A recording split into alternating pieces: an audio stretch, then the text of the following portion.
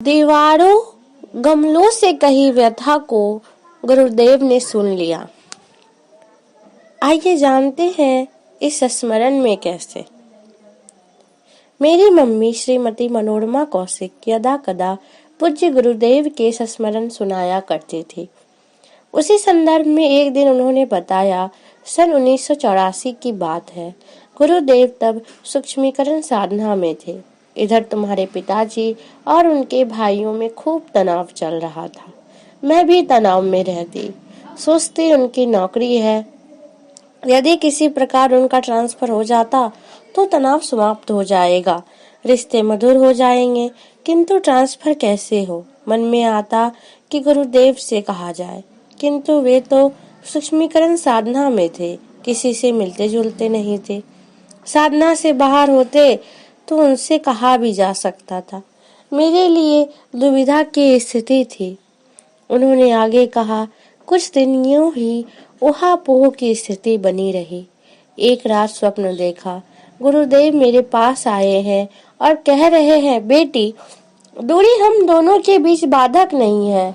हम तेरी सारी समस्या जानते हैं। तेरी जानकारी के लिए बता दूं कि तुझे कोई भी समस्या हो तो तुम कमरे की दीवारों से बात कह देना। उतना भी नहीं बन पड़े तो पौधों से कह देना, बात हम तक पहुंच जाएगी। हाँ, पहुंची नहीं जाएगी, बल्कि मैं उसका उत्तर भी दूंगा। वे हमारे कान हैं। इतना सुनते ही मैं हड़बड़ाकर उठ बैठी, लेकिन गुरुदेव की वाणी कानों में उसी प्रकार गूंज रही थी।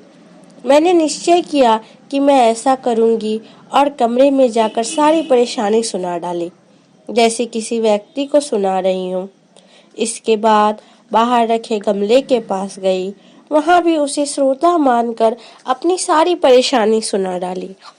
थोड़े ही दिनों में हमारे पिताजी का स्थानांतरण हो गया। मुझे ये जानकर भारी अचंभा हुआ कि प्रमोशन के साथ ट्रांसफर हुआ।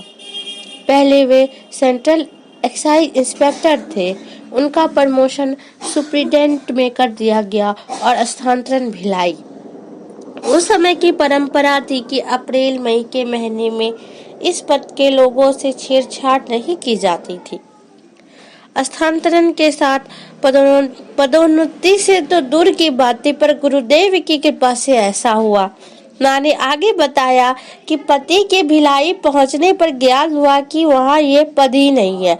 2 माह के अंदर जुलाई में राजनाथ गांव में नया ऑफिस खुला, जहां इनकी पोस्टिंग सुप्रिटेंडेंट के पद पे हुई।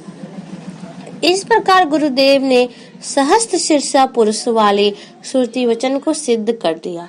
न सिर्फ सिद्ध किया, अपितु लोगों को मानने के लिए विवश कर दिया कि उनके हजारों सिर, हजारों आंख और हजारों कान हैं, जो दूर की वाणी को भी सुनने में समर्थ है।